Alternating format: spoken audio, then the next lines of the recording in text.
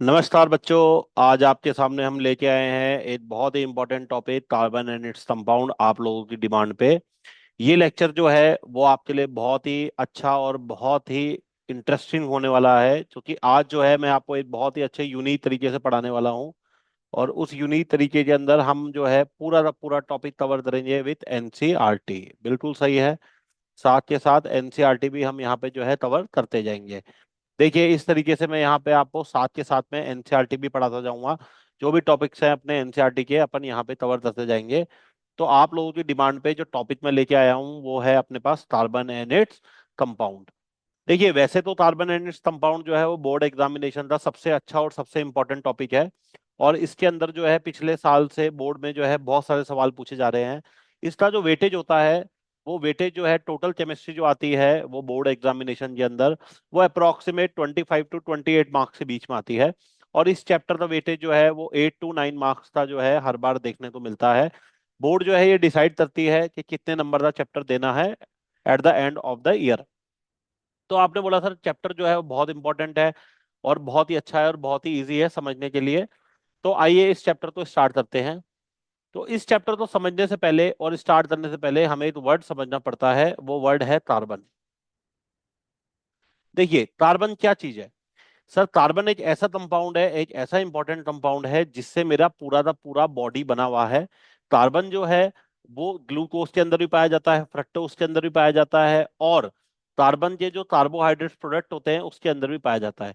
तो ये तो कार्बन की सिंपल डेफिनेशन हो गई, एक यूनिट डेफिनेशन हो गई कि कार्बन क्या होता है और कहाँ पाया जाता है, ये हम सब जानते हैं। देखिए, हमें इस चैप्टर में कार्बन पढ़ना है तो हमें इस कार्बन के अंदर जो है चैप्टर के अंदर कार्बन के जो छोटे छोटे पॉइंट्स है वो समझ में आने चाहिए। कार्बन जो होता है उसका एटॉमिक नंबर सर 6 होता है। अब आप, अगर मैं 9th क्लास की बात करूं तो आपने कार्बन की जो है मेरे पास वहां पे इलेक्ट्रॉनिक कॉन्फ़िगरेशन पड़ी हुई है शेल के हिसाब से, कि कार्बन की इलेक्ट्रॉनिक कॉन्फ़िगरेशन जो होती है वो 2 और 4 होती है। अगर मैं इसी बात करता हूँ आपके पास सब शेल के हिसाब से, तो कार्बन की जो सब शेल के हिसाब से इलेक्ट्रॉनिक कॉन्फ़िगरेशन है वो होती है 1s2, 2s2, 2p2। ये जो कार्बन की इलेक्ट्रॉनिक कॉन्फ़िगरेशन है ये है सर हमारे पास सब शेल के हिसाब से। अब आपने बोला यहाँ पे अपन एक चीज समझते हैं। देखिए, इस पूरी यूनिवर्स में जो भी केमिस्ट्री फॉलो हो रही है, जो भी हो रही है चीजें, वो इसलिए हो रही है कि हर कोई जो है अपनी लाइफ में स्टेबिलिटी चाहता है। भाई, ये चैप्टर आप पढ़ रहे हो तो आप ये चैप्टर क्यों पढ़ रहे हो? सर कार्बन जो है अपने आप को स्टेबल करना चाहता है, कार्बन स्टेबिलिटी चाहता है। और केमिस्ट्री की लैंग्वेज में अगर मैं स्टेबिलिटी की बात करता हूं तो स्टेबिलिटी का मतलब होता है सर नोबल गैस। सारे कंपाउंड जो है वो नोबल गैस बनना चाहते हैं। अब देखिए, नोबल गैस जो होती है वो हमने आपको पहले ही पढ़ा रखी है, मैंने आपको, आपने मेरी सीरीज में पढ़ी होगी। ये जो नोबल गैस होती है सर, वो नोबल गैस जो है वो एक पर्टिकुलर एलिमेंट होता है। Helium, neon, argon, krypton, xenon और रेडॉन, इनके जो है एटॉमिक नंबर फिक्स हैं, आप देखिए। तो ये जो एटॉमिक नंबर है, इन एटॉमिक नंबर को ऑब्टेन करने वाली या इन एटॉमिक नंबर वाली जो गैसेस होती है इन्हें हम नोबल गैसेस बोलते हैं। तो जो ये नंबर अचीव कर लेता है वो मेरे लिए लाइफ में स्टेबल हो जाता है, ऐसा मेरी केमिस्ट्री कहती है। तो देखिए, कार्बन जो है वो इनके बीच में कहीं ना कहीं लाई करता है। आप देखिए, कार्बन का जो एटॉमिक नंबर है वो 6 है सर। तो कार्बन जो है वो 2 और 10 दोनों के पास में है, अगर आप ध्यान से देखें तो। कार्बन जो है वो 2 भी बन सकता है, कार्बन जो है वो 10 भी बन सकता है। दोनों में कार्बन अपने आप को स्टेबल कर लेगा सर। अब अगर मैं 2 की बात करता हूं तो कार्बन यहाँ पे अगर 2 बनेगा तो 2 बनने के लिए कार्बन को 4 इलेक्ट्रॉन देने पड़ेंगे। इन सेंस मैं बोलूं तो लूज करने पड़ेंगे। अगर वो 10 इलेक्ट्रॉन बनाना चाहता है तो उसको 4 इलेक्ट्रॉन सर गेन करने पड़ेंगे, लेने पड़ेंगे। तो देखिए, दोनों ही केस में 4 इलेक्ट्रॉन देने और लेने वाले केस में कार्बन जो है वो स्टेबल हो रहा है। अब हमें पता है केमिस्ट्री की लैंग्वेज में, अगर मैं 4 इलेक्ट्रॉन लूज करता हूं तो मेरे पास क्या बनता है, C4+ बनेगा, that is known as cation. और अगर मैं 4 इलेक्ट्रॉन गेन करता हूं तो मेरे पास वहां पे क्या बनेगा सर, कार्बन का एनायन बन जाएगा। बोलो, ये बात समझ में आई क्या? तो कार्बन जो है अपने आप को स्टेबल करने के लिए 2 चीजों को फॉलो कर सकता है, या तो 4 इलेक्ट्रॉन लूज कर ले या 4 इलेक्ट्रॉन गेन कर ले। अब ये जो दो पॉइंट आपके पास आए यहाँ पे, इन दो पॉइंट के ऊपर अपन जो है डिस्कशन करते हैं। देखिए, आपने बोला अदर इन केस, मान लीजिए कार्बन ने 4 इलेक्ट्रॉन लूज करे, और लूज करके कार्बन C4+ बनाता है, 4 इलेक्ट्रॉन गेन करके C4- बनाता है। तो जो पहली चीज है जो मुझे पता होनी चाहिए सर, कि कार्बन जो है ये दोनों ही चीजें नहीं करेगा। दोनों ही चीजें जो है वो मेरे पास नहीं करेगा, क्योंकि दोनों ही चीजें पॉसिबल नहीं है। सर पॉसिबल नहीं है। पॉसिबल क्यों नहीं है, आइए इस चीज को समझते हैं अपन। मान लीजिए मैं एक रूम में रेंट पे लेके पढ़ाई करता हूँ। तो अगर मैं रूम में रेंट पे लेके पढ़ाई कर रहा हूँ, तो रूम रेंट पे लेके पढ़ाई कर रहा हूँ, और मान लीजिए मेरे घर से फोन आता है कि बेटा आज आपके घर पे जो है 2 बच्चे और आ रहे हैं, उनको आप 3 दिन के लिए रुकवा लो। तो आपने बोला सर मैं उनको अपने पास कैसे रुकवा सकता हूँ। मेरे पास एक छोटा सा रूम है, जिसमें मेरा बेड लगा हुआ है, मेरी टेबल लगी हुई है जिसपे बैठ के मैं पढ़ाई करता हूँ। तो वहां पे मैं मेरा सामान रख लूं, इतनी जगह भी नहीं है। और आप कह रहे हो कि 2 बच्चे और सुलाने हैं। तो आपने बोला सर आप साफ मना कर दोगे, ये प्रैक्टिकली पॉसिबल नहीं है। तो देखिए इस केस में भी क्या होता है, हमने पढ़ा हुआ है कि कार्बन का एटॉमिक नंबर जो है वो 6 होता है। कार्बन के पास 6 एटॉमिक नंबर का मतलब है 6 इलेक्ट्रॉन है, 6 प्रोटॉन है, 6 ही न्यूट्रॉन है। अब अगर 6 इलेक्ट्रॉन, 6 प्रोटॉन, 6 न्यूट्रॉन में आपने बोला सर कार्बन +4 बनाता है, इसका मतलब उसके पास 2 इलेक्ट्रॉन, 6 प्रोटॉन और 6 न्यूट्रॉन हो जाएंगे। अगर C4- बनाता है, मतलब 4 इलेक्ट्रॉन गेन करता है, तो टोटल 10 इलेक्ट्रॉन, 6 प्रोटॉन और 6 न्यूट्रॉन हो जाएंगे। तो आपने बोला इन दोनों केसेस में सर जो इलेक्ट्रॉन होल्डिंग है, देखिए यहाँ पे इलेक्ट्रॉन कम और प्रोटॉन ज्यादा होता है, ये पॉसिबल नहीं है। प्रोटॉन इलेक्ट्रॉन्स तो इतना होल्ड नहीं करता। यहाँ पे इलेक्ट्रॉन्स ज्यादा होता है, प्रोटॉन कम होता है, तो सर आपने बोला ये भी पॉसिबल नहीं है, इनकी होल्डिंग जो है वो कमजोर हो जाती है।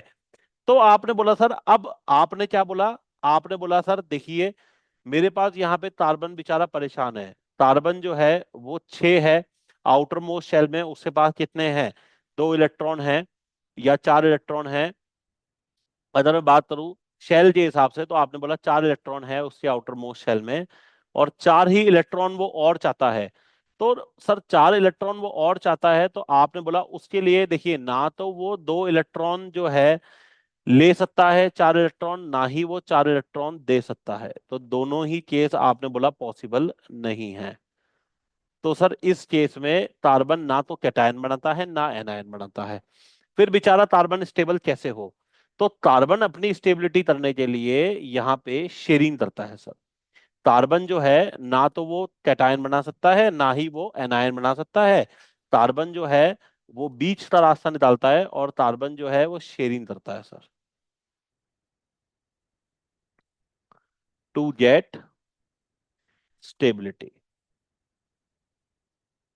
तो ये कार्बन ने बीच का रास्ता निकाला स्टेबिलिटी को गेन करने के लिए। देखिए आइए एनसीईआरटी में पढ़ते हैं, एनसीईआरटी क्या कह रही है आपको। क्या एनसीईआरटी भी यही कह रही है जो आप मुझे बता रहे हो। तो सर एनसीईआरटी जो है वो एक रेफरेंस बुक की तरह हम यूज में लेते हैं, और एनसीईआरटी जो है वो बहुत ही इंपॉर्टेंट किताब है, ये हमें पता होनी चाहिए। देखिए यहाँ पे एक वर्ड बोल रहा है बॉन्डिंग इन कार्बन, जो कि कोवलेंट बॉन्ड है। तो कोवलेंट बॉन्ड जो है वो कार्बन क्यों बनाता है, ये समझ में मुझे आना बहुत जरूरी है मेरे लिए। ये जो 2 पॉइंट है यहाँ पे, ये दोनों पॉइंट इंपॉर्टेंट है, इसको आप मार्क कर लीजिए। बाकी आप एनसीईआरटी रीड करेंगे तो आपको समझ में आएगा, मैंने आपको ये सब पढ़ा दिया। देखिए it could not gain 4 electron C4- but it would difficult to nucleus with 6 proton to hold 10 electrons. देखिए यही बात करी हमने कि 6 प्रोटॉन जो है वो 10 इलेक्ट्रॉन को होल्ड नहीं कर सकता, पहली चीज। दूसरा पढ़िए, it could not lose 4 electron, तो वो C4+ भी नहीं बना सकता, क्यों, क्योंकि लार्ज अमाउंट ऑफ एनर्जी जो है वो रिक्वायर्ड होगी 4 इलेक्ट्रॉन निकालने के लिए, और पीछे कार्बन कैटायन बनेगा जिसके अंदर 6 प्रोटॉन होंगे, और न्यूक्लियस जो है वो 2 इलेक्ट्रॉन के साथ उसको होल्ड नहीं कर पाएगा। तो आपने बोला सर 2 इलेक्ट्रॉन रह जाएंगे और मेरे पास 6 प्रोटॉन रह जाएंगे, ये कॉम्बिनेशन भी मेरे लिए सेट नहीं बैठता। तो फिर आपने बोला सर ना C4- बन सकता है ना ही C4+ बन सकता है। फिर कार्बन क्या करेगा सर, कार्बन दोनों ही नहीं बनाता। फिर कार्बन नहीं, जब दोनों ही नहीं बनाता और कार्बन को स्टेबल होना है, तो कार्बन ने बीच का रास्ता ढूंढा, जिसको बोलते हैं शेयरिंग पेयर ऑफ इलेक्ट्रॉन। तो carbon sharing pair of electron करेगा और स्टेबिलिटी गेन करेगा। तो शेयरिंग पेयर ऑफ इलेक्ट्रॉन करेगा और स्टेबिलिटी गेन करेगा। तो यहां से पहला वर्ड आता है जो आपके लिए बहुत इंपॉर्टेंट वर्ड है, वो है कोवलेंट बॉन्ड। क्या होता है सर कोवलेंट बॉन्ड? तो आपने बोला sir bond formed by sharing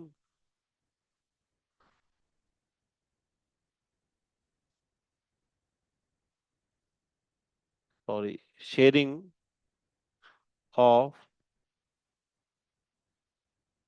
paired electron to complete their octet. तो अपना ऑक्टेट कंप्लीट करने के लिए सर वो जब शेयरिंग करते हैं तो उस शेयरिंग को अपन क्या बोलते हैं? कोवलेंट बॉन्ड बोलते हैं। तो देखिए शेयरिंग की मदद से कोवलेंट बॉन्ड कैसे बनता है, आइए इसको अपन समझते हैं।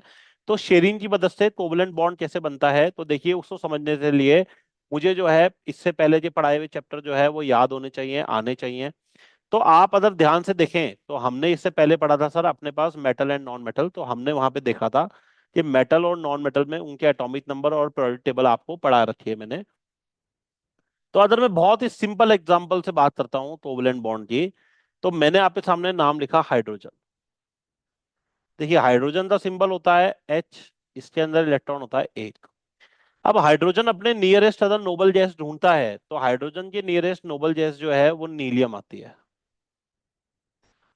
नोबल गैस जो है हाइड्रोजन के नियरेस्ट वो हीलियम है। और हीलियम का एटॉमिक नंबर कितना होता है सर? 2 होता है। तो हाइड्रोजन जानता है हाइड्रोजन को 2 इलेक्ट्रॉन चाहिए, एक इलेक्ट्रॉन उसके पास ऑलरेडी है। तो हाइड्रोजन दूसरे एलिमेंट के साथ बॉन्ड बनाता है, और ये जो बॉन्ड बनाता है ये बॉन्ड होता है शेयरिंग का। ये देखिए एक इलेक्ट्रॉन इसने इससे लिया, ऐसे ही इस हाइड्रोजन ने एक इलेक्ट्रॉन इससे लिया।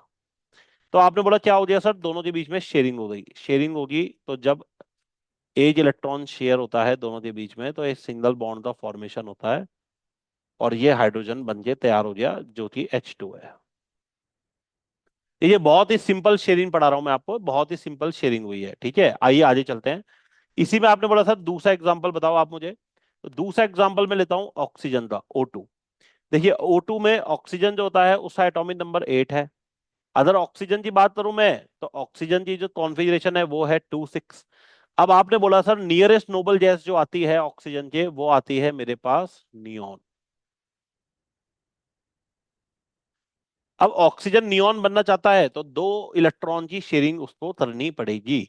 अब 2 इलेक्ट्रॉन की शेयरिंग करने के लिए ऑक्सीजन क्या करता है सर? यहाँ पे चेक करिए। देखिए मैं 2 ऑक्सीजन एटम यहाँ पे लूंगा, तो एक ऑक्सीजन एटम के इलेक्ट्रॉन जो है वो मैं आपको क्रॉस से दिखा देता हूँ, और दूसरे ऑक्सीजन एटम के जो इलेक्ट्रॉन्स हैं उसको मैं आपको डॉट से दिखा देता हूँ। इसको मैं थोड़ा सा इस तरीके से बनाता हूँ कि मुझे आपको इसकी शेयरिंग दिखानी है। तो देखिए ये बनाया सर, ये टोटल 6 इलेक्ट्रॉन होता है आउटर मोस्ट शेल में। ये दूसरा ऑक्सीजन बनाया, ये दूसरे ऑक्सीजन के आउटर मोस्ट शेल में ये मैंने 6 इलेक्ट्रॉन बना दिए डॉट से। अब देखिए दोनों शेयरिंग करेंगे आपस में, क्योंकि दोनों तो अपना ऑक्टेट कंप्लीट करना है। तो 6 इसके पास ऑलरेडी है, इसको 2 इलेक्ट्रॉन की रिक्वायरमेंट है, इसने 2 इलेक्ट्रॉन इससे ले लिए। तो ये वाला ऑक्टेट जो है ऑक्सीजन का सर कंप्लीट हो गया।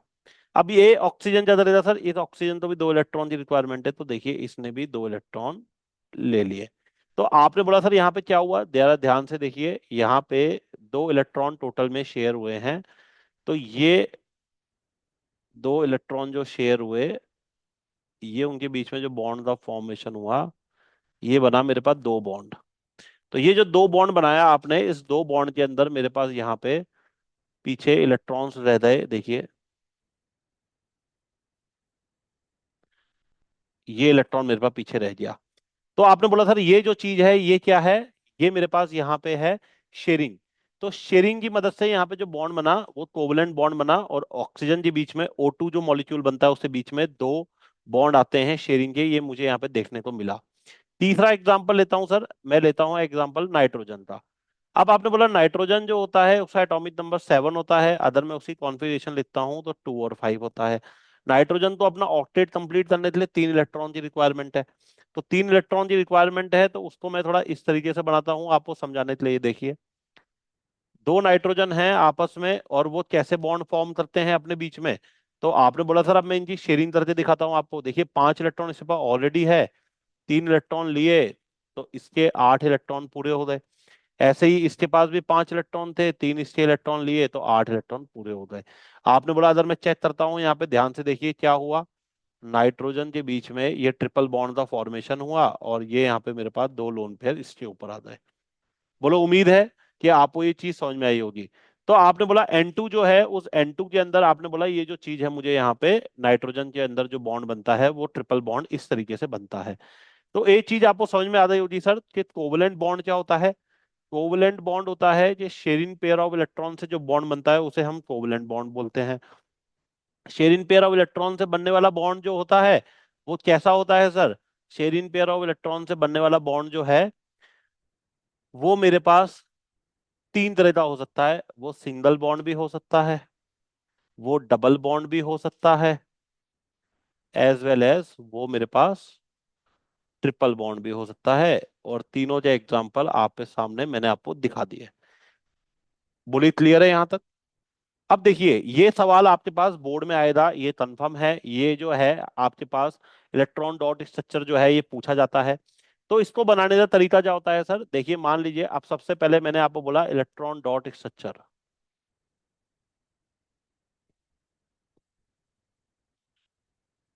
तो इलेक्ट्रॉन डॉट स्ट्रक्चर बनाने के लिए आपने बोला सबसे पहले मुझे उसके आउटर मोस्ट शेल में कितने इलेक्ट्रॉन्स आते हैं पता होना चाहिए।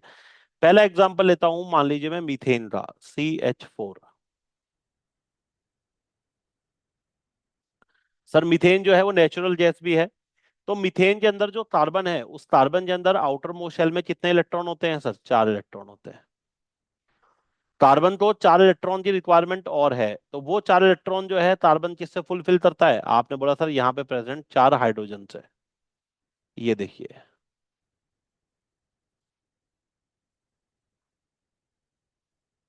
अब कार्बन तो अपना ऑक्टेट कंप्लीट करना है, तो कार्बन ने ये 4 इलेक्ट्रॉन हाइड्रोजन से लेके अपना ऑक्टेट कंप्लीट कर लिया।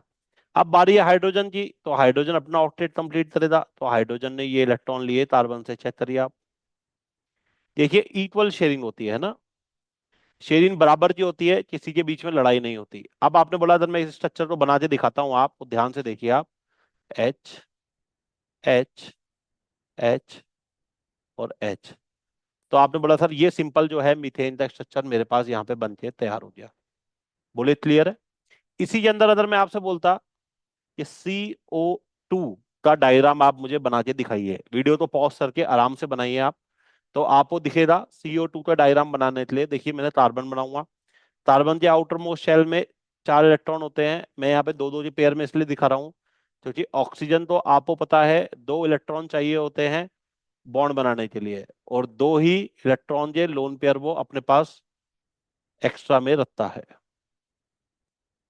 ये देखिए, अब यहाँ पे आप शेयरिंग करवाओगे तो शेयरिंग कैसे होगी सर। ये ऑक्सीजन ने इससे 2 इलेक्ट्रॉन लेके अपना ऑक्टेट कंप्लीट कर लिया, ये इस ऑक्सीजन ने इसे 2 इलेक्ट्रॉन लेके अपना ऑक्टेट कंप्लीट कर लिया। तो ऑक्सीजन ने तो नोबल गैस कॉन्फ़िगरेशन अचीव कर ली, अब इस कार्बन की बारी है। तो ये कार्बन क्या करेगा सर, ये कार्बन जो है अपना ऑक्टेट कंप्लीट कर लेगा, चेक करिए। अब इस कार्बन के पास अगर आप इलेक्ट्रॉन काउंट करेंगे तो कितने हैं सर, 1, 2, 3, 4, 5, 6, 7 और 8। तो देखिए इस कार्बन के पास 8 इलेक्ट्रॉन पूरे हो गए।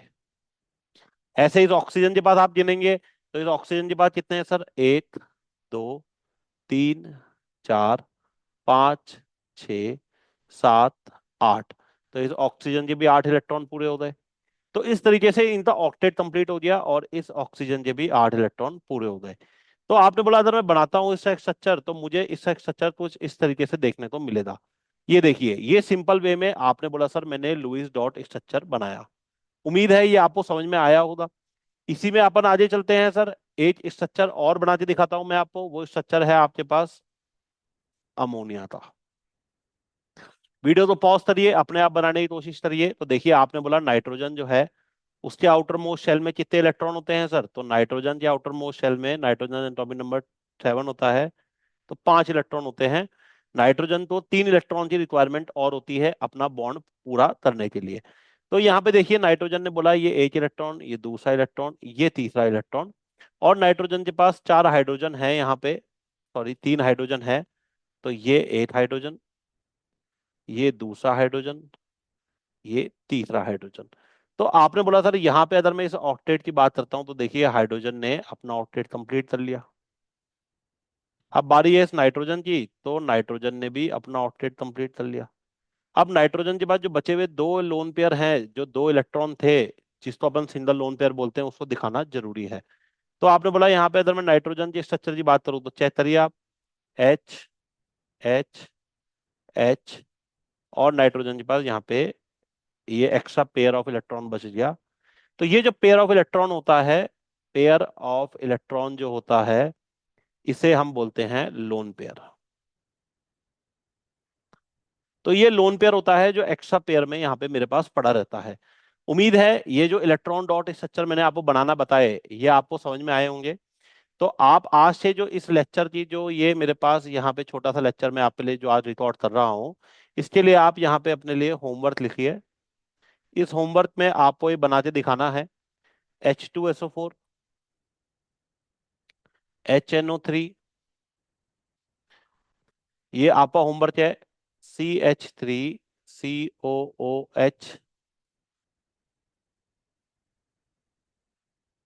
H3PO4। इनके लुईस डॉट स्ट्रक्चर आपको बनाने हैं, जिसको अपन अपनी अगली क्लास में डिस्कस करेंगे। जैसा कि मैंने आपको पहले भी बताया था कि देखिए सबसे यूनिक तरीके से मैं आपको ये लेक्चर में सीरीज पढ़ाऊंगा। तो यहाँ पे देखिए मैं आपको साथ साथ एनसीईआरटी भी कवर करवा रहा हूँ। एनसीईआरटी में हमने पढ़ा कि ये जो इलेक्ट्रॉन डॉट स्ट्रक्चर बनता है, कोवलेंट बॉन्डिंग बनती है, वो क्यों होती है और कैसे होती है, इसके अंदर सारी थ्योरी लिखी हुई है। तो आपने बोला ये मेरे पास यहाँ पे हाइड्रोजन हाइड्रोजन के बीच में सिंगल बॉन्ड बना था, तो इसे मैंने सिंगल कोवलेंट बॉन्ड बोला था। ये चेक करिए आप। आगे चलते हैं। सर इसके बाद आपने बोला यहाँ पे ऑक्सीजन के बीच में डबल बॉन्ड बना था, तो इसको आपने डबल कोवलेंट बॉन्ड बोला। नाइट्रोजन के बीच में ट्रिपल बॉन्ड बना था, तो आपने इसको यहाँ पे ट्रिपल कोवलेंट बॉन्ड बोला। बोले बात क्लियर है।